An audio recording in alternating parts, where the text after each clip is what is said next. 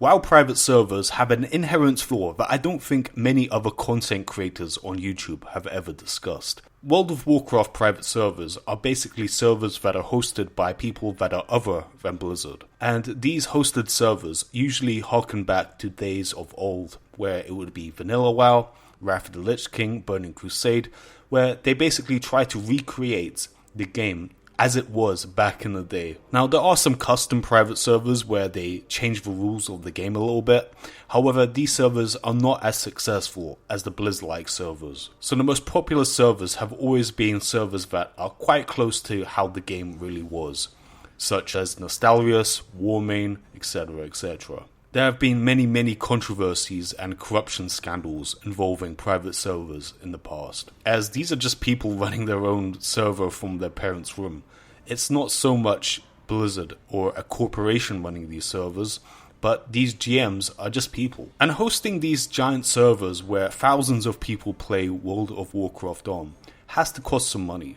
So these servers have to make money somehow. Different servers have different structures as to how they get money. Some servers have cash shops where if you donate a certain amount of money, you get items in the game that can actually help you. These range from vanity pets all the way up to legendary items that you can buy at any time. However, some servers just have a donation model where if you donate, that's it. All you do is donate and you don't get any in-game benefit from it. One such example of this is Elysium. Now, Elysium didn't have a cash shop. They didn't have a cash shop to the degree where you could buy real helpful in-game items. However, they got caught for a scandal where the GMs, they were selling gold and level 60 characters. And you may be thinking, can they actually do that? Absolutely. Now, gold selling on private servers is a huge business. In fact, if you type in any WoW private server and then type in buy gold, you'll probably find a bunch of websites that are selling gold for real money on the internet. And for many people, this is a great way to make money. If you can imagine, if you're from a poor country where the job opportunities don't pay you that much, and you can make twice that amount of money by farming WoW gold, why wouldn't you do that? Why would you not do that? So there is real money attached to the virtual items in these private servers. And the problem is, the GMs that are running these servers, the developers that are running these servers, can add gold into their accounts at any time. So they can literally type whatever they want into their WoW client and they will get that as gold, which they can later sell on for real money. Are you beginning to see the problem here? Making money as a corrupt GM is that easy. All you have to do is just type in the amount of gold you want in your character, contact one of these websites, and you can sell them the gold. And you can make a significant amount of money. I believe like 100 gold on vanilla WoW servers is usually about $8, $7, something like that. So if you type in 1,000 gold into your WoW client and you sell that to one of these websites, that's $70, that's $80.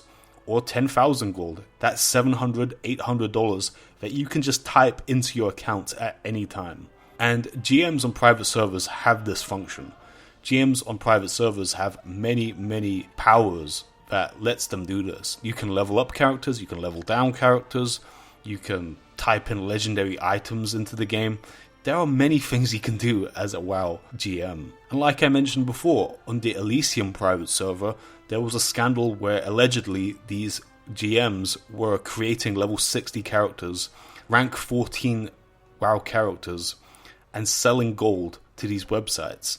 They were making big money by just typing in to their keyboard, and they would sell that to real money websites.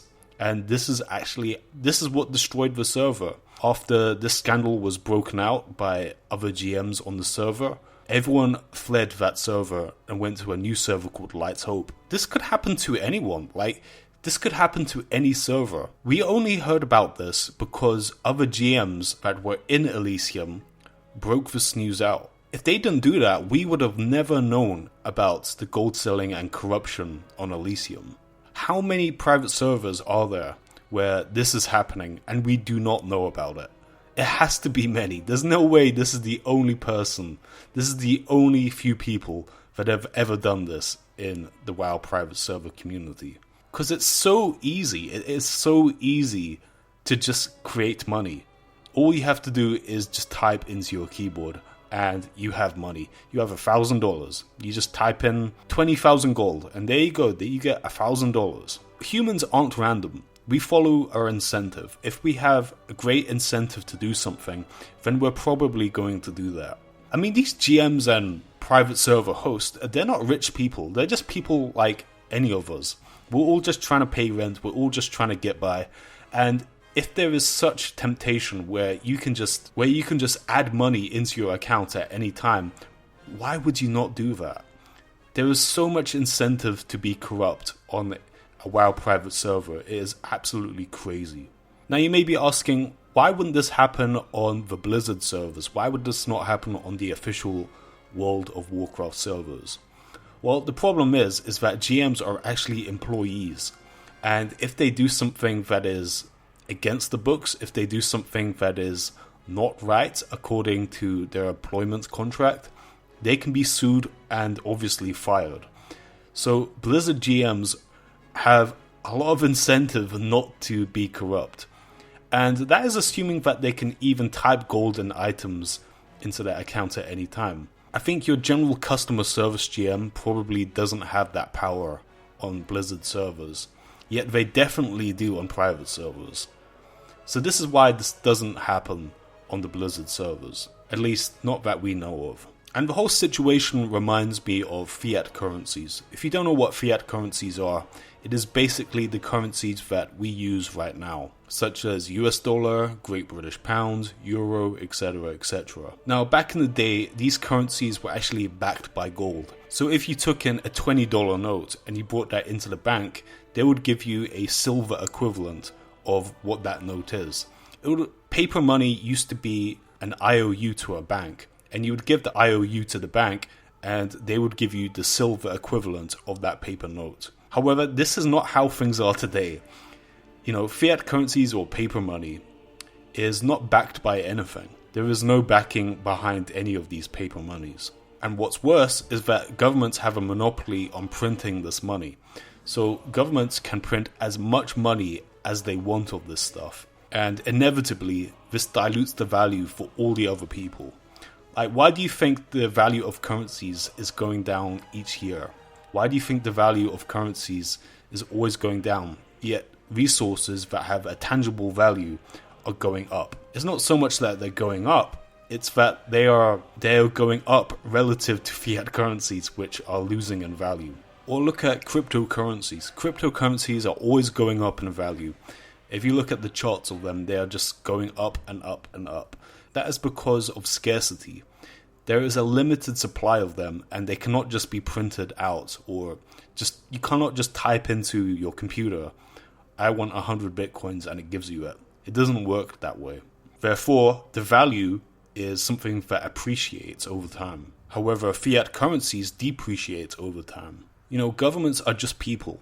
If they can do something as simple as print out money and bang, they have $100 million, they're going to do it. And all governments do it. They just print out money whenever they need money, and the cost of it gets diluted to us. So why am I telling you all of this? Well, this is a similar principle to what is happening on private servers. When there is a monopoly on people that can just create money out of thin air, they're going to do it because there's so much incentive to do that. The rewards are so great and the risks are so low that these GMs on private servers have so much incentive to be corrupt, to create gold and sell it, to create level 60s and sell them. There is so much incentive to do all of this that there has to be many, many cases of this happening that we do not even know about. Remember, we only know about the Elysium scandal because other GMs leaked that. If they didn't do that, we would have no idea that that actually happened. And I'm not creating this video to trash talk against private servers or the GMs or developers. This is not the purpose of this video. This is merely a video just talking about the psychological and economic problem of private servers. And I do not think there is any way to resolve this. The only way to be sure that you're not getting a server that has corruption is to play on a Blizzard server. So when Classic WoW comes out, that is obviously going to be the best option. We know there's not going to be any gold selling from Blizzard's part. We know there's not going to be selling rank 14s on Blizzard's part. That is not going to happen.